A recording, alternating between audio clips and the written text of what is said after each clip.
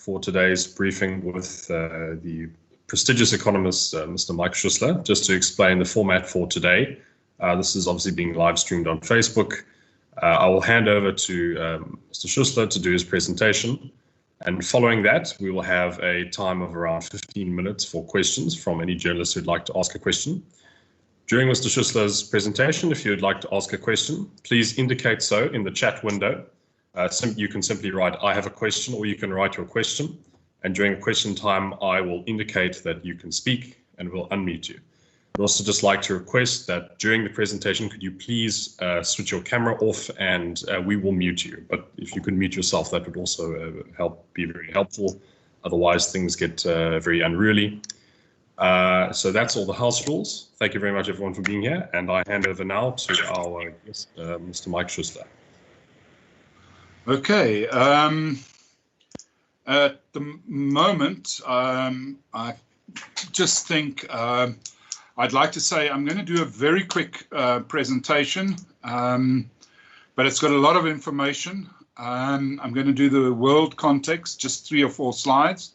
The problems that South Africa had going into this crisis and how it impacts on our situation. Perhaps we've got to rethink things because of that. I'm going to do a little bit on what I think it's going to do on the government's budget and on the sort of solutions that will come through and why some of them would be wrong. I'm going to tell you a little bit of something positive that we have on our side in South Africa that we need to think about and use properly. And I'm going to argue at the end that it's not the economy versus lives, it's lives versus lives, and you'll see why. So the first thing is, yes, the IMF expects a decrease in the world growth of around 3%. South Africa's own growth is going to be about 6% down, says the Reserve Bank, similar to the IMF. You can just see some of the numbers already. The world car sales for March down nearly 14%. And it's down on a year ago, which was already down. So we've seen world car sales actually come from about 6 million a month to roughly now just over 4 million a month. So it's declined by about 27-28% overall. Container traffic on a year ago, 8% down. So the numbers are not looking good anywhere. Very simply put, last night you heard about the oil futures that had declined to a minus number. Well, that's a specific contract, first of all, but the oil price nonetheless is down. That specific contract is because you had to take delivery of 1,000 barrels of oil today and in Oklahoma. And where you're going to store this oil, I don't know. But if you look at the world PMI, the services are down more than the manufacturing, which is quite surprising, but I'll tell you why it's not maybe. And you can see the composite down to a level of about 40. Why have I got copper versus gold here? Very simply, gold is doctor insurance, copper is doctor economy. Now, if it costs you more economy to buy the insurance, it says you're in a very, very uncertain period. Just a very quick one on 3 months moving average of air freight. You can see these are all to March, except US and India is January data. But virtually everyone is down except Taiwan and Singapore. And you can expect the two that are not that much down, India and the United States, to go even further. But I mean, if you're looking at an 80% reduction in airline traffic or air freight in the Chinese domestic market, that tells you how serious this is. South Africa went into this with a big deficit, high interest rates from the government side, a high country risk, that's why we're being downgraded, extreme unemployment and extreme inequality, they're linked, low growth and uncertainty on many issues. And I won't do too much of the issues. So if we look at South Africa, you can see government has, as a percentage of GDP, just increased expenditure all the time. And since they've given us the non-interest expenditure, you can see that the expenditure is being driven up by the higher and higher interest rate bill, and that's not going to change. In fact, that's going to get worse now because both our debt levels and our interest rates are going to go up on that government side of things. If you compare South Africa to the big emerging markets and the overall emerging markets, these are IMF numbers. As a percentage of GDP, our expenditure is much higher than those emerging markets. Our wage bill, our government wage bill is not even covered by personal income tax. Our personal income tax, if you look at it without social security, like pensions, because ours is private, is in the top 10 of the world already as a percentage of GDP. So we cannot move these things up. Yet we sit with this huge wage bill that we can't get rid of very easily. It's 14.1% of GDP. At the same time, we've got the biggest government deficit that this country's ever had. And these are the planning stages before we go into this virus. You can see government debt as a percentage of GDP from the Bank of International Settlements. It shows that South African government debt is higher than the emerging market average. That's a slightly different to Treasury's figures. They use a little bit of a different way of measuring these things, but it's like versus like. So you can see the average emerging market has a debt to GDP ratio of about 50. We're about 63, or about 20% higher than they are. That relates to a situation where we've now find ourselves in, where we've got one of the highest 10-year government bonds in the emerging markets. Yes, Turkey is higher. I'd hate to see Argentina here. They don't really have bonds at the moment. But you can see, if you go to the Dulles Fed, what the average emerging market bond rate is. And at the moment, our rate is about 372 basis points above the average emerging market. So we pay nearly 4% more on our bonds than the average emerging market does. And you can see how that's come up. In the last Mbeki term, it was only 123 basis points. For Ramaphosa, so far it's 166, and Zuma's 266 basis points, and Zuma 269 on their presidency. So if you look at this, it's going to rocket up probably even more here. If you then look at our unemployment rate, there is no area in the world where unemployment, or region in the world, is as high as Southern Africa. It is a problem. 4 of the highest 5 unemployment countries in 2018 were all in SACU. Only Botswana is at number 10.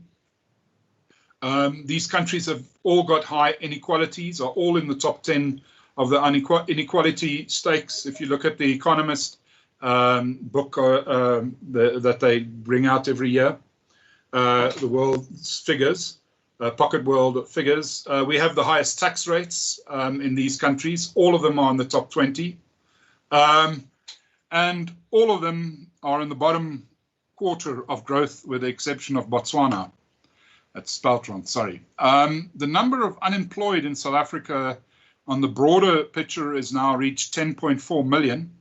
If you look at the Great Recession, or the 28-29 situation, unemployment increased with nearly 1.8 million. The number of jobs, we lost 1.1 million, or about 8.1% of all jobs. If we did it the same, if we lost again we'd lose 1.33 million jobs now, because we've now got 16 million jobs. But the unemployment number could increase a lot more, to about 2.7 million. The fact is that your unemployment number increases more is because you have new entrants into the work area, and they want net 600,000 a year at least. But under these circumstances, you could have even more, because people are going to go and look how they make a living. And a lot of people's livings are under pressure. If this is a worse recession, which is likely to be, than 2008, 2009, I would expect the numbers to be even worse But I'm not going to try and put just the thingy-bob bad picture out there. It's bad enough. I think the expanded unemployment rate will go to around 48% from the current 38.2%, with 50% a clear possibility. This coronavirus will have a huge impact on inequality. The blue-collar worker in South Africa are more likely to lose their jobs. The waiters, the cashiers, the factory workers, the contract cleaners, hotel staff, etc. White collars, not so much. The civil servants still get paid. The bankers, the lawyers, the accountants, economists like me, journalists like you, we work from home and we can do it digitally. So the digital divide that the coronavirus makes clear is going to create that inequality, because the people losing their jobs are, let's say, the middle or lower middle class of South Africa in the main. Let's say for every 9 blue-collar workers or 10, we lose 1 white-collar worker, or maybe 1.5. But that's the sort of situation that we're looking at. And so we're going to be losing a lot more people. And at the same time, those people are going to struggle to find work, because many restaurants are never going to reopen, airlines are not going to reopen, some hotels won't, bed and breakfast won't, all those sort of things, because it's going to take a long time for those industries. Even the retail industry is going to struggle for a long time to get to back to where they were. If we look at our external gross debt position, this comes from the World Bank, OECD, BIS, and IMF joint operation on external debt positions. Just one thing, they do include the SDR so that we have as part of our debt, or every country has. But if you look at this, this is trade finance, company debt, bank debt from international banks, government debt from abroad, and our SDR holding. Then we have one of the higher gross external debt positions in the emerging markets, not the highest by far, by a long shot, and we're also not that high on the government side.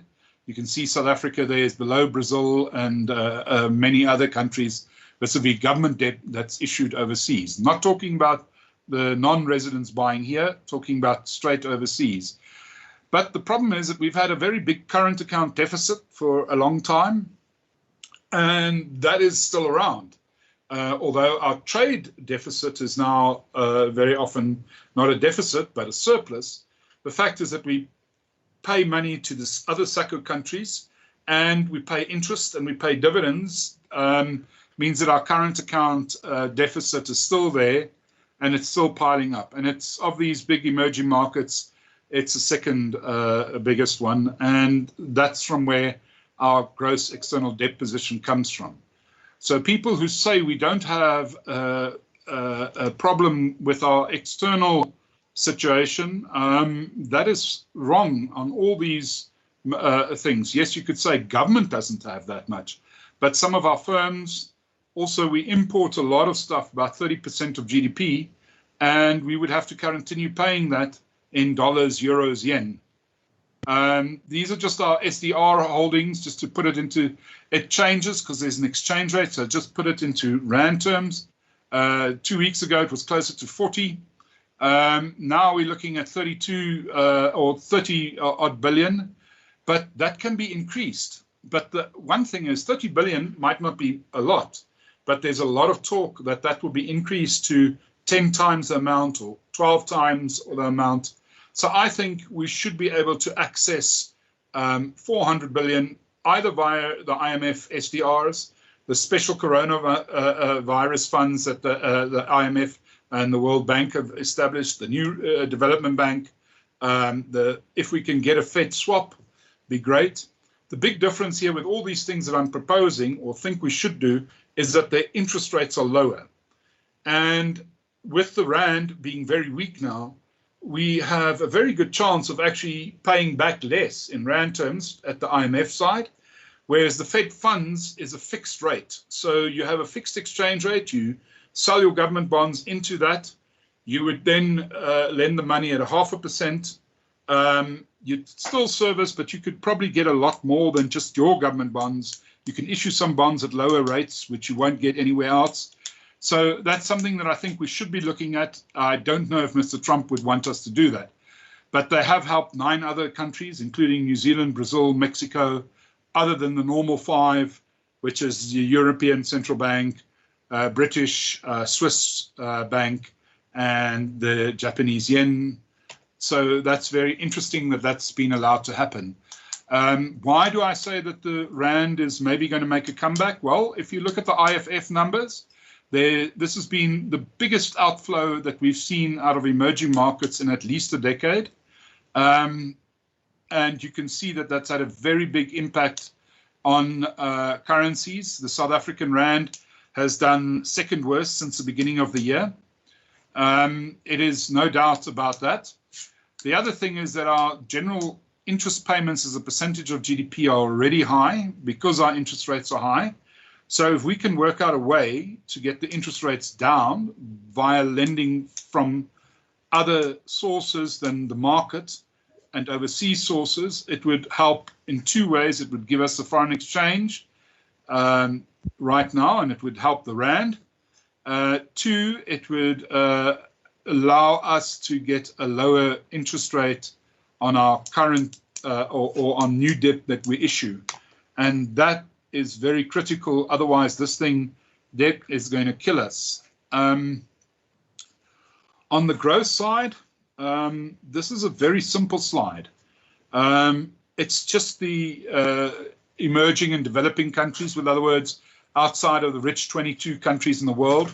Where do we feature? Well, in 2020, the average emerging market and developing country overtook us. We're now outside of the top 100 countries in the world vis-a-vis per capita income. And that's not a good thing because we've seen these countries catch up very rapidly to us. And it is certain that South Africa is racing ahead in the poverty stakes, in a sense. I don't think we realize how much, but you'll see just now. If you look at the GDP per capita, the yellow has already happened. The high point was 2014. That was our highest income per capita ever.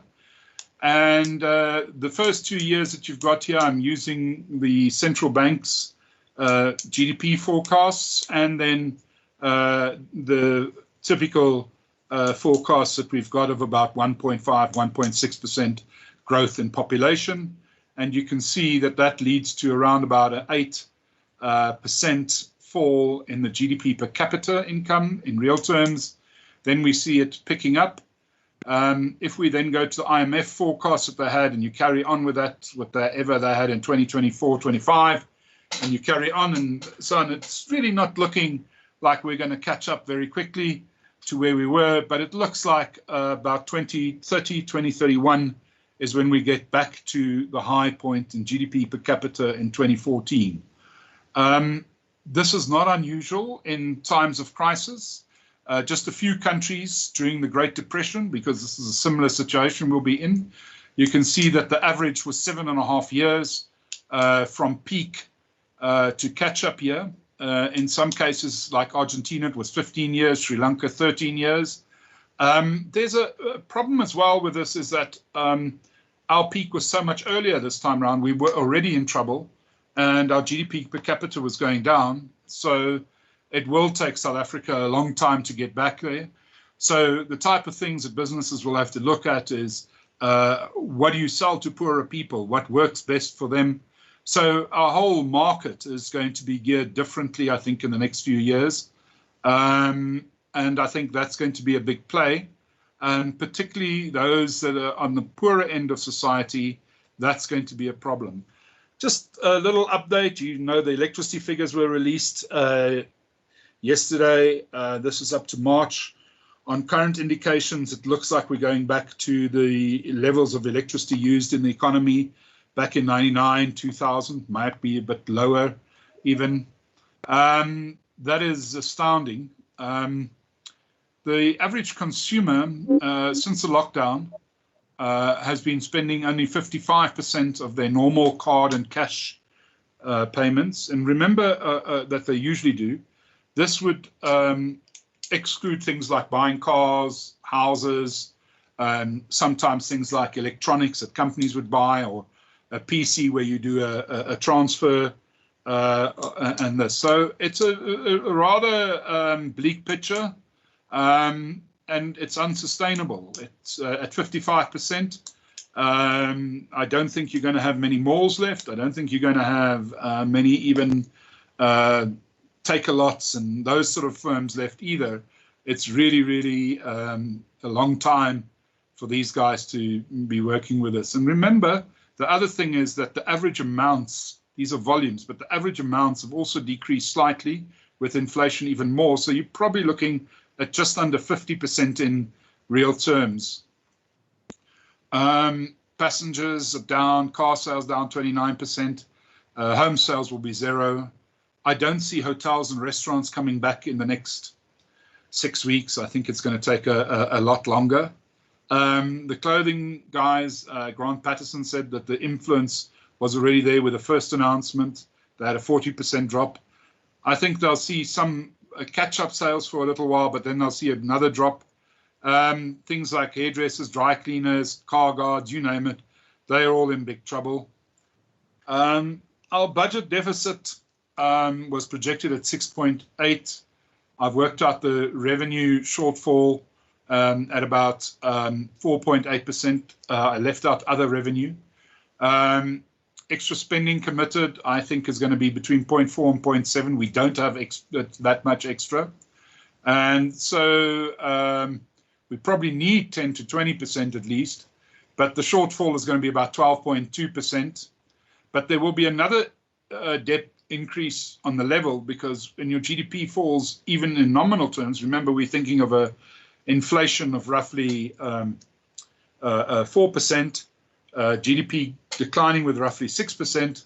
That means your nominal GDP actually collapses as well a bit, and then your debt to GDP will increase from that angle as well, and that will take the current, which I have, as I said, the BIS numbers are a bit different. I'm at 61 point something. It takes us to 74.7% debt to GDP by March next year, in a year's time, and a year later we'll be about 10% above that.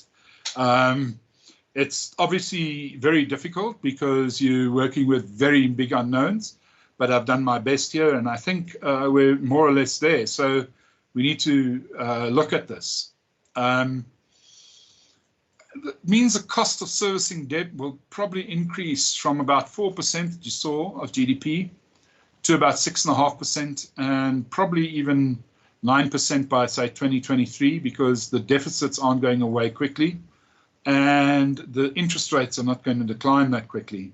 And as government issues new bonds, they will be getting less money for those bonds, and that means they'll be servicing more and more or higher debt ratios. So ultimately, it's going to be very painful because we can't afford this.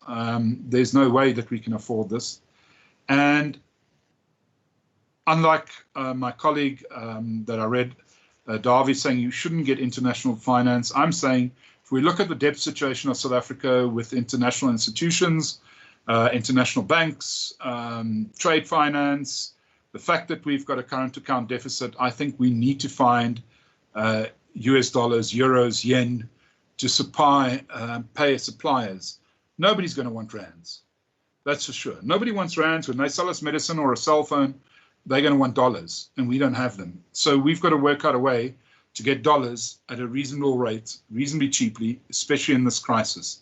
And then we can lift up the amount of help that we can give our own people as well, and we can concentrate on that. We have 5 choices. We can either decrease government spending radically, which will be to bring down this deficit, which is difficult and slow, or finance this deficit. We can increase taxes. It's difficult if we're already a top 10 tax burden country, and that already kills more growth, and tax revenues are declining anyway. The wealth tax could be unfair on pensioners and those with assets such as houses, and we already have too little. What we also got to look at is that there's a possibility, and that's what I want to stick on a bit, that you use prescribed assets. The problem with that is that we take, as a society... I'm sorry to interrupt. Your presentation has disappeared. We're now seeing WhatsApp here. Could you maybe just check which window is shared? Okay, I'm going to close this one. I don't know why WhatsApp is... I think if you click on the share screen on Teams, you'll see which window on your computer is highlighted. Okay.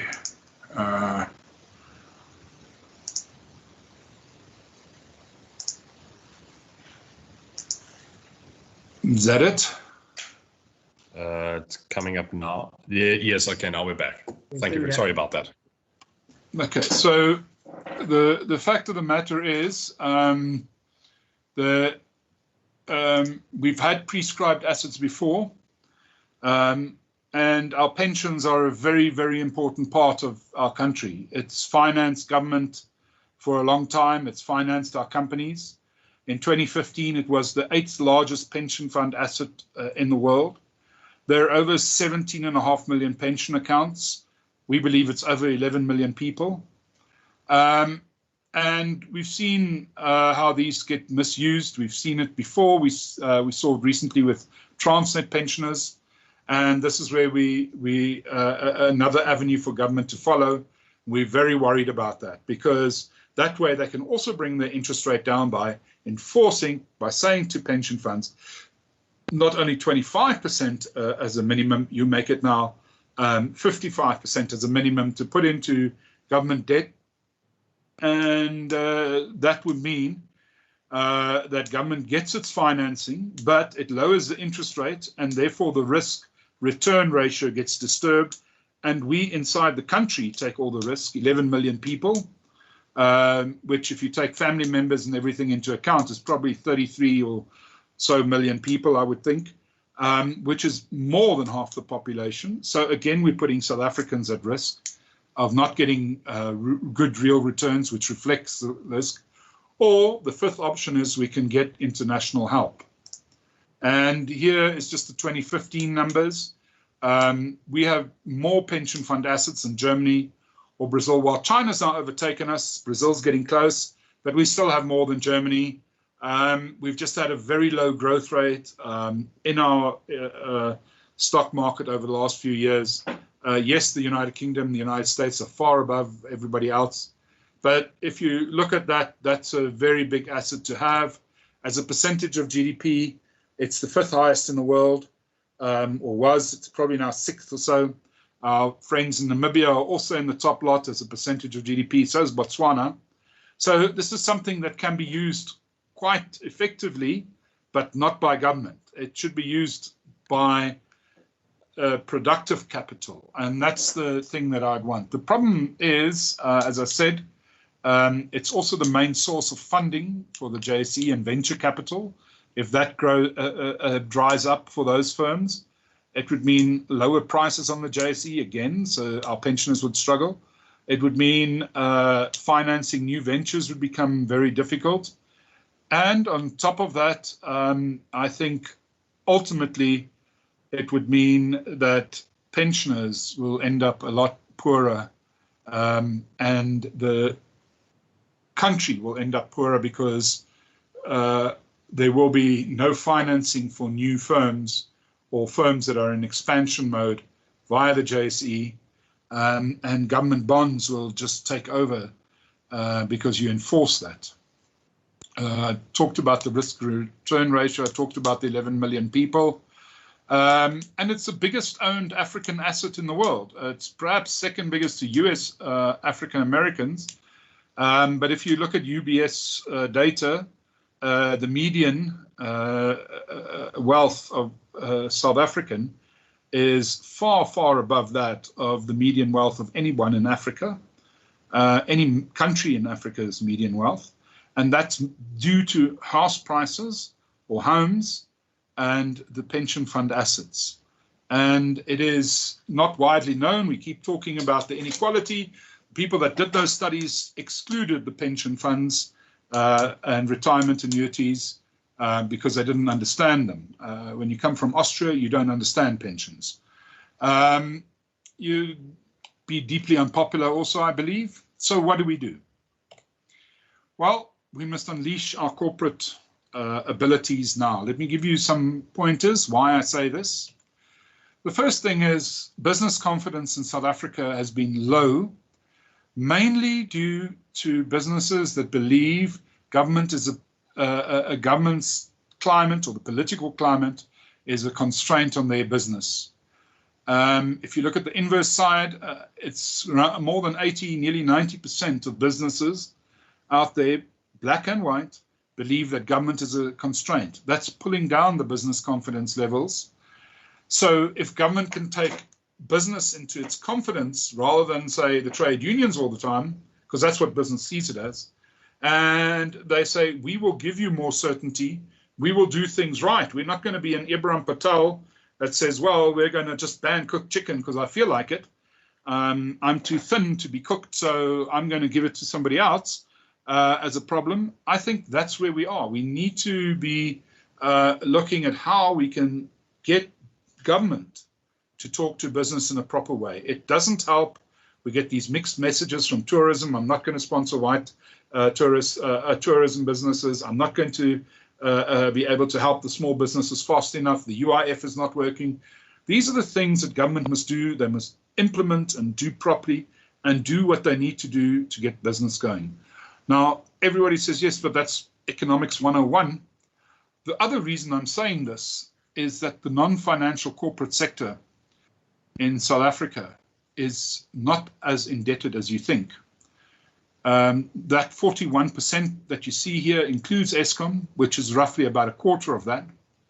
The emerging markets average now 96 on my other slide, 96% as such. Leaving out China, you get to about 74, 75% of GDP. So we're half of what the emerging markets are.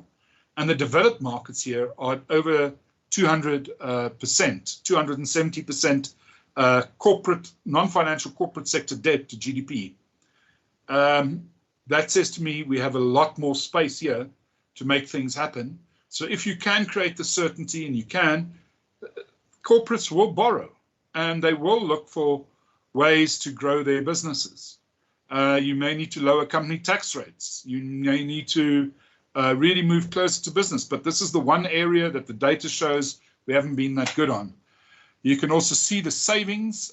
Typically, I would say the typical country, I haven't got a whole world figure, but we're looking at a company looks at about 12% to GDP, companies. Is everybody there still? Yes, we're all here. Yes, everybody's here. Companies to GDP savings are about 12% normally. Ours is roughly 19%. So they have money on their hands to put down as a deposit, if you wish, if there are opportunities and the growth potential is increased and you get the Eskom sorted, you get involved with business and you say, we will make it happen. I think that's the first thing that we have to do. That gives us something to work with, apart from trying to get international funding. This could help the private sector, and it also will help the private sector in this time as the debt burden isn't that high. Interest rates have come down more than most other countries because we had more ammunition at the central bank. So that will help. You can see also that the profit margin, or I can give you the actual profit margins of the whole economy, is roughly about 6%. But the point is the gross operating surplus is smaller than the compensation of employees. But the economy grows better when there is a lot of more growth operating surplus, because then motivates companies to grow. You then create more jobs, hopefully. And this is the sort of environment that we're going to hopefully find ourselves in at some stage, not just at the cost of employees. It will be a gradual decrease. So obviously for now, it could be a quick decrease because of the shock to the economy on both sets of numbers, actually. What do I think we should do? Well, Business South Africa said it stopped funding loss-making SOEs. We're seeing that starting to happen. The Land Bank is the SAA, all these things all of a sudden.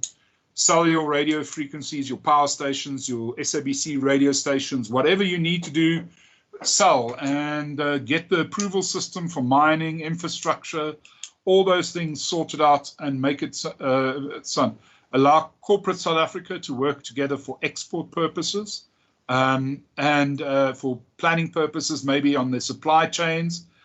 For example, you can help set up a soya industry, which has now happened, and that helps the chicken industry, and so you go on. Get rid of BEE. It is a cost, it is a tax, it is seen as such. Malaysia's done the same. I'll show you what happened there. Malaysia had what they refer to internationally as localization, which is what we built our stuff on. And it turned their investment situation around. Perhaps start a learner wage. That's a bit less than the minimum wage. And we have to sort Eskom, of course. This is just cross-border investments net. South Africa is the only emerging market that is not attracting capital. It's not attracting its own capital, but here it shows it's attracting less foreign capital than our own guys are putting overseas. And Malaysia was in the same boat when they had their localization policies, and that switched. This is over 100 billion US dollars. I would say for an economy of our side, we want it to be the other way around. So if we can turn this 200 billion around, or from minus 100 to plus 100 billion, it would be a huge, huge change. And that you can do if you start being a lot more business friendly. If you look at your budget deficits and you become much more conventional that other countries have done. And it's not that you're going to be on this streak of we've been overspending for over a decade. Money does not grow on trees. Money cannot just be printed forever. It does create a problem. And that problem you will pick up in your currency, you will pick up on your interest rates, and that then harms your growth. And it's also very clear from these numbers, because the emerging markets are the main gainers of foreign direct investment. And this is not portfolio investment, this is foreign direct investment. This is boots on the ground, so to speak. And South Africa has gone from plus 25% of GDP to minus 30% of GDP, whereas the average emerging market country is probably around plus 30% of GDP now. So you're looking at a situation where this has to work. And we have to fall in and become better at attracting foreign direct investment. They're not here to be nice to us. They're here to make money, and we have to realize that. And making money is what other countries do. Maybe not South Africa or Cuba or Venezuela, but that's what we have to do in the long run. So how do we open the economy? Well, first of all, from where we are now, as fast as possible. Get rid of the petty rules. This is a health issue. It is not a war. Very few countries, for example, even in Europe, I'll show you the graph now, closed non-essential production. Why us? I think we should open the schools. The proof, we didn't know then when we closed, that's for sure, but we now know it doesn't impact kids. In Switzerland, not one kid died. In Germany, not one kid under 15 died. All those sort of things have to be put forward. And yes, they get sick, but they don't die from coronavirus. We protect the old and the sick. Nursing homes, we can maybe, because the hotels are going to be closed, use sponsorships rather for the hotel from government side or B&Bs, and people can stay there for 6 weeks, no visits from the kids, till the virus builds up in the rest of society and the older people can come back. That's maybe one idea. And it's far cheaper to do that than to keep the economy closed. Just look at this. You can look at it in your own time. Yes, a lot of countries closed their schools. Yes, a lot of countries stopped non-essential movement, closed land borders, but only 2 countries, it was Italy and Spain, closed non-essential production. never mind walking your dog and so on. That was allowed in most other countries. So we became petty. And what we also forget, even the Chinese only had 760 people locked down at any time. And they're 1.4 billion people. And for the majority of that 760 million people, it was a 3-week lockdown. Yes, Wuhan and Hubei were very different. And there will be other areas where they're going to have to lock down probably again. But it's quite clear that we're starting to really overdo it at an early stage. And perhaps it was necessary because we didn't know. But now we know how the virus impacts. We can see that it's mainly an old age problem in the sense that that's where the people die. And that's something that we've got to look at. What we can do now, we can open most shops with social distancing, factories with social distancing, school, as the disease will not impact the kids. Maybe we keep cafes and restaurants closed for another week or 3. We ask the public to wear masks. We have public transport opening with social distancing room. But so we also ask firms to coordinate their staggering starts. So what we would have is one firm starts at 7, the other at 8, the other at 9, so that public transport doesn't get too full and that you can keep distancing and so on. It will increase the price of public transport, but that can be subsidized for a period of, say, 2 months till the virus is virtually over. Very important. And this, I want to stick to one thing. It's not lives versus the economy. It's lives versus lives, particularly in South Africa. If you look at what this is, we have 18% of our population living in poverty. We already have a lot of TB, malaria, malnutrition. These are diseases of the poor.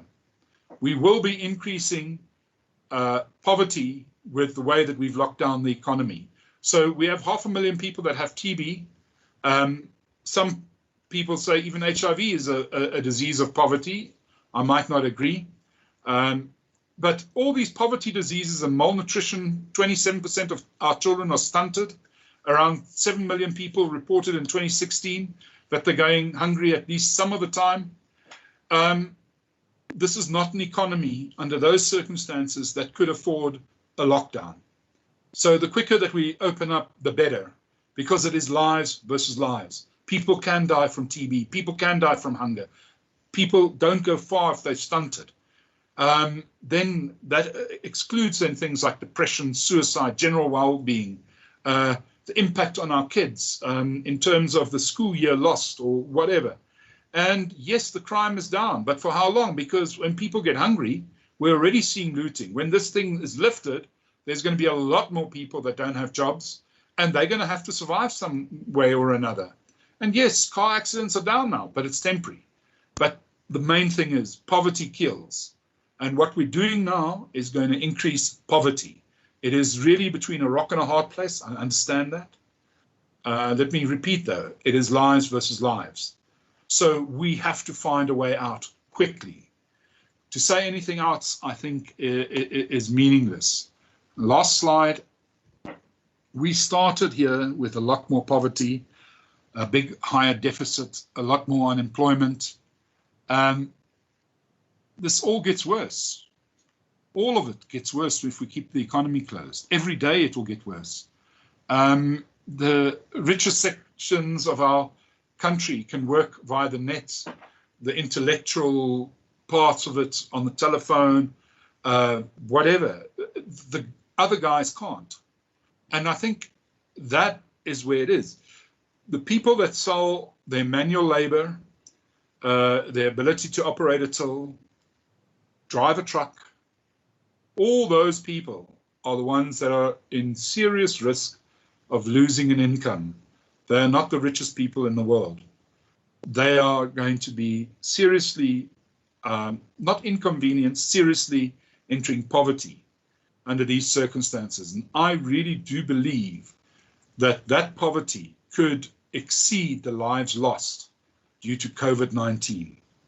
I don't know if I know everything, but I think if I look at the numbers on TB, malaria, HIV/AIDS, all those sort of things, and the potential suicides and everything like that, I think there's a very, very better than even chance, probably 80, 90% chance that we'll lose a lot more lives due to the economic collapse. And that just leaves me with one more thing. We cannot afford to close the economy in such a draconian way as we have done. I think we've missed the fact that it is a health crisis, it's an economic crisis, and it should not be, we should not have ministers and government officials that find ways to hamper the people of this country around every bush. I thank you.